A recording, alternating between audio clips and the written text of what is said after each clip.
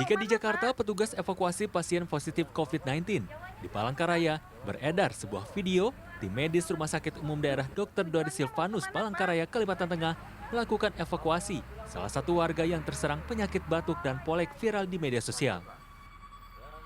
Dengan menggunakan alat pelindung diri atau APD lengkap, tim medis akhirnya berhasil membujuk pria warga asal dari Jawa Timur untuk diobati sakitnya. Saya dihubungi oleh seseorang yang menyatakan bahwa ada orang yang batuk pilek diturunkan di Pandut seberang di pos dan tidur di sana dan meminta bantuan evakuasi. Hingga berita ini diturunkan, belum diketahui secara pasti penyakit yang diderita korban.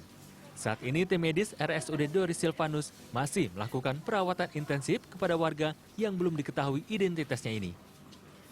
Tim Liputan Trans 7.